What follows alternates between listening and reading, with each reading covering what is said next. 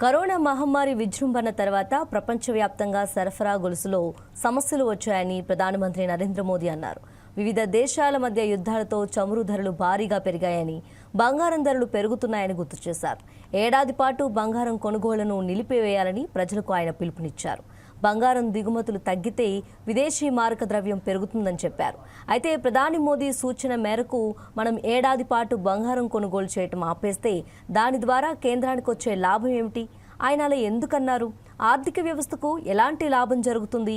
ఏడాది పాటు పసిడి కొనుగోలుకు దూరంగా ఉండాలని ఆయన చేసిన విజ్ఞప్తి ఇప్పుడు దేశవ్యాప్తంగా చర్చనీయాంశమైంది.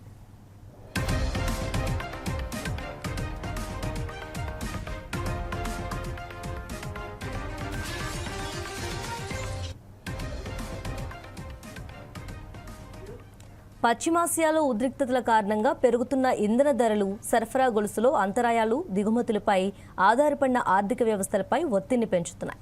ఇలాంటి తరుణంలో భారతదేశ ఆర్థిక వ్యవస్థను బలోపేతం చేయటమే ప్రధాని మోదీ సూచనలో ఉన్న ముఖ్య ఉద్దేశం. ఆదివారం రోజున హైదరాబాద్లో జరిగిన బీజేపీ బహిరంగ సభలో ప్రధాని మోదీ మాట్లాడుతూ ప్రస్తుత ప్రపంచ సంక్షోభం మధ్య సామూహిక ప్రజా భాగస్వామ్యం ప్రాముఖ్యతను నొక్కి చెప్పారు. బంగారం కొనుగోళ్లు, విదేశీ ప్రయాణాలు వంటి అత్యవసరం కానీ విదేశీ మారకద్రవ్య లావాదేవీలను తగ్గించుకోవాలని కోరారు. వీలైనంత మేరకు విదేశీ మారక నిల్వలను పొదుపు చేసుకోవాల్సిన అవసరం ఉందన్నారు. ఏడాది పాటు బంగారం కొనుగోళ్లు, విదేశీ ప్రయాణాలను మానుకోవాలని కోరారు.